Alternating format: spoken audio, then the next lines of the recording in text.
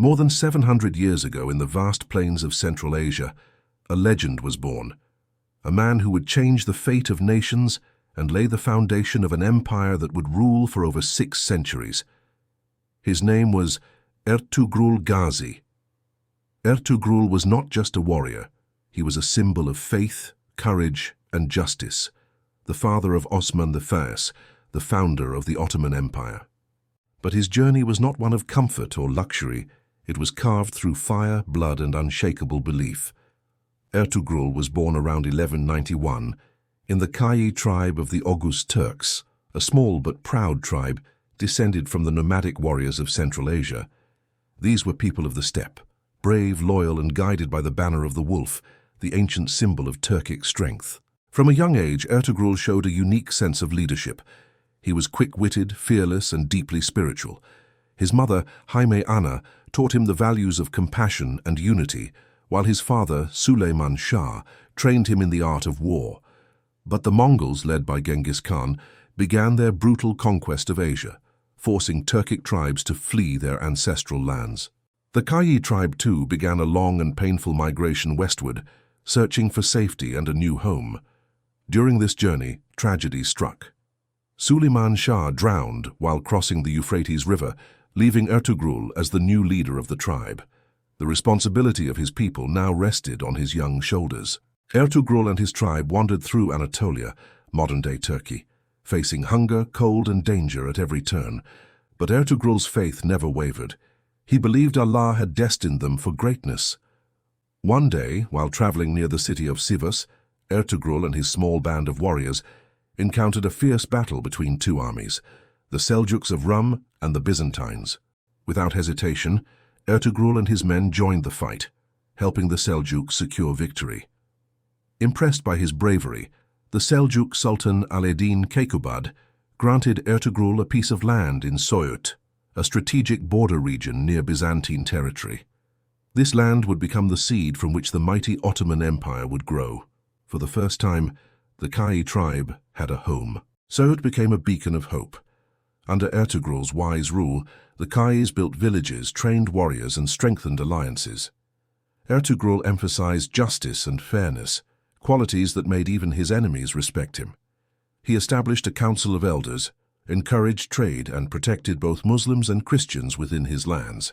His leadership wasn't about power, it was about purpose. But peace was never permanent. The Byzantines feared the growing strength of the Turks, while the Mongols still threatened from the east. And so, Ertugrul's sword was never sheathed for long. Ertugrul fought countless battles, each one shaping the destiny of his people. One of his earliest major victories came against the Byzantine commander Helenos. The Byzantines, seeking to crush the Turks, marched on Söğüt. Ertugrul, outnumbered but not outmatched, led a surprise attack at dawn. His warriors, mounted on swift horses, struck with lightning speed. The Byzantines fell and Söğüt was saved. Another legendary battle was against the Mongols, ruthless warriors who burned villages and enslaved entire tribes. When Ertugrul learned that a Mongol force had captured nearby villages, he gathered his Alp warriors and launched a daring night raid. The Mongols were fierce, but the Kayis fought like lions. Ertugrul personally faced their commander in single combat, striking him down and freeing hundreds of captives. These victories made Ertugrul a hero across Anatolia.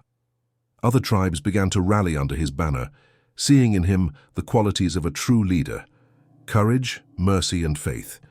Ertugrul's strength was not just in his sword, but in his spirit. He believed his victories came from Allah's will, not his own power. Legend says that one night Ertugrul had a dream. He saw a great tree growing from his chest, its branches spreading over the world. A holy man interpreted the dream. "From your bloodline shall rise a great empire that will rule for centuries." That prophecy came true. His son, Osman, would go on to found the Ottoman Empire. Ertugrul's vision was to unite the Muslim tribes, bring peace to Anatolia, and build a just society. He built mosques, supported scholars, and maintained alliances with neighboring tribes.